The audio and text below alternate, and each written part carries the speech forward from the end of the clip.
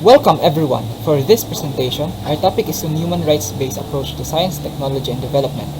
When technology and humanity cross, how do we approach our science, technology, and development? Let's discuss. First, what is a human rights-based approach to science, technology, and development? A human rights-based approach to science, technology, and development is an approach that seeks to ensure that scientific and technological advances are developed and used in a way that upholds human rights principles. It recognizes that science and technology are not neutral tools but are shaped by the social, political, and economic context in which they are developed and used. HRST is rooted in international human rights standards and recognizes that human rights, including the right to health, education, and clean environment, are essential for human development. What are the takes of sociologists about a human rights-based approach to science, technology, and development? Let us look and discuss Rumi Mukherjee's take on this. Rumi Mukherjee's human rights-based approach to global challenges places a focus on human rights as a key consideration aimed to address inequalities, discriminatory practice, and unjust power relations that are often at heart of development problems. This approach leads to better and more sustainable outcomes by analyzing and addressing these underlying issues. The human rights-based approach centers on the entitlements and claims of people and the corresponding obligation of the state, placing them at the center of national development debates and clarifies the purpose of capacitive development.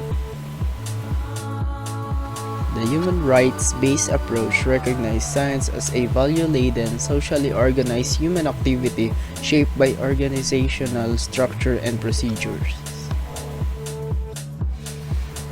In my opinion, Mukherjee's human rights-based approach to science, technology, and development acknowledged the importance of ensuring that technological advancement and scientific developments do not violate or undermine human rights and dignity, which is crucial consideration in our increasingly technology-driven world. In this part of the presentation, we will be discussing some of the official declarations and recommendations regarding human rights-based approach to science, technology, and development. The first of them is UNESCO recommendation on the status of scientific researchers. One of the key points in the UNESCO recommendation on the status of scientific researchers is that all advances in scientific and technological knowledge should be solely geared towards securing well-being for global citizens and calls upon member states to develop the necessary protocol and policies to monitor and secure this objective. The second document that we will discuss is the UNESCO Declaration on the Use of Scientific Knowledge.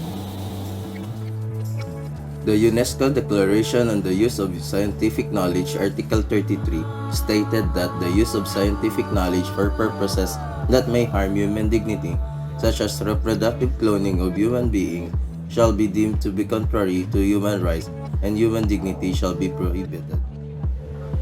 The UNESCO Declaration on the Use of Scientific Knowledge was adopted in 1999 and outlines a set of principles and guidelines for the ethical use of scientific knowledge.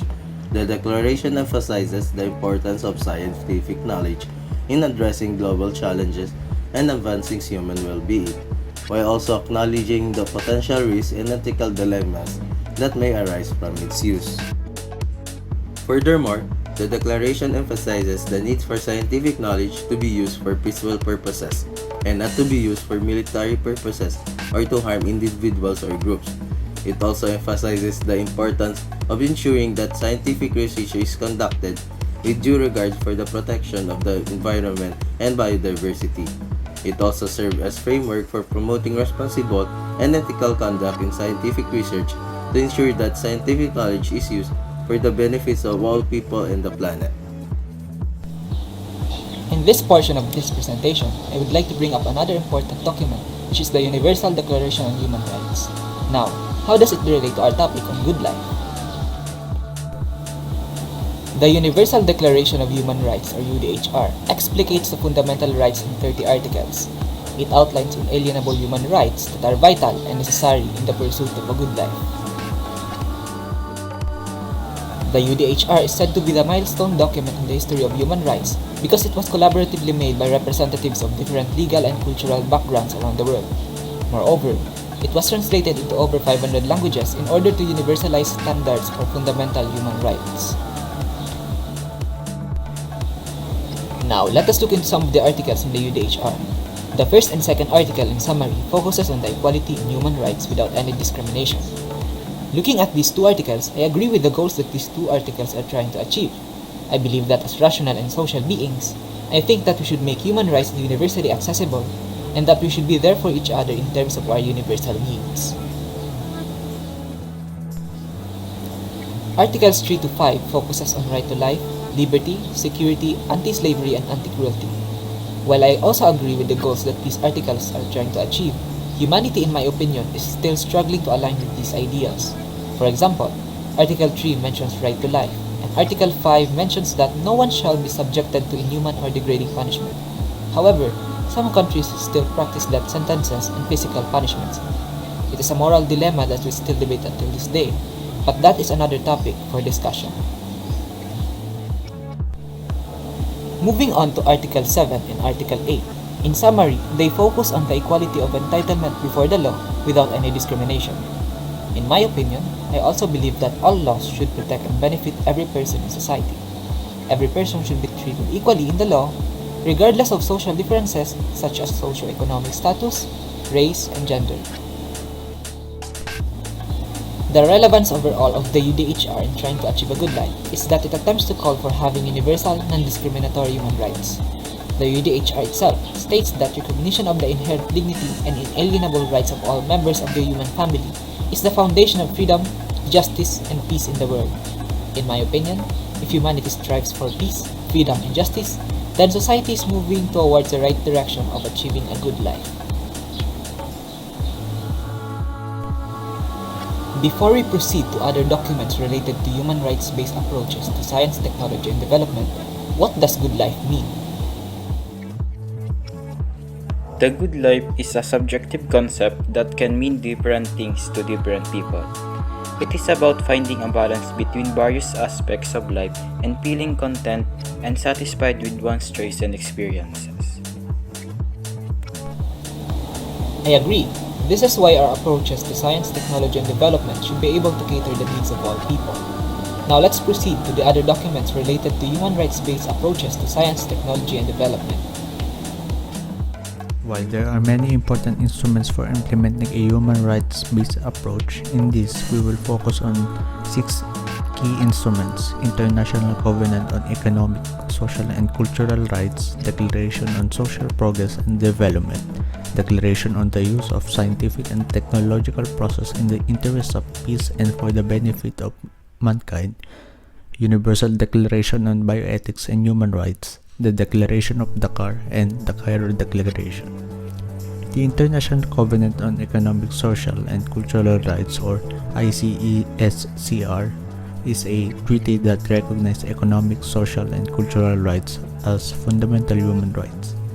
On Declaration on Social Progress and Development is a statement of principles that emphasizes the importance of social progress and development in achieving human rights.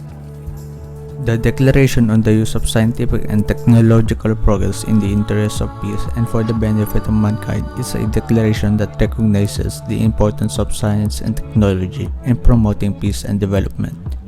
The Universal Declaration on Bioethics and Human Rights is a declaration that recognizes the importance of bioethics in protecting human rights. It is relevant to science, technology, and development because it emphasizes the needs to ensure that scientific and technological advancements are used in ways that are consistent with ethical principles and respect for human rights.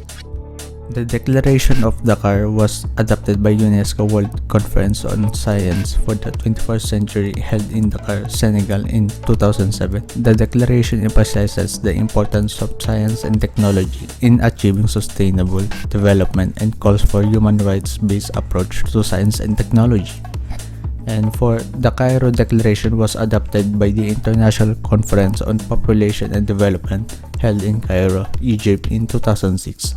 The Declaration recognizes the importance of sexual and reproductive health rights in achieving sustainable development and calls for human rights-based approach to population and development. Okay, so let's recap. First, human rights should be integral to the journey towards the ultimate good. Second, human rights are rights to sustainability. Third, human rights function as the golden mean, particularly by protecting the weak, poor, and vulnerable from the deficiencies and excess of science and technology. Thus, we must protect our human rights. The people in power should use their power for the people, not the other way around. Thank you so much for listening to our presentation. We hope that our presentation is educational enough in discussing the human rights-based approaches to science, technology, and development.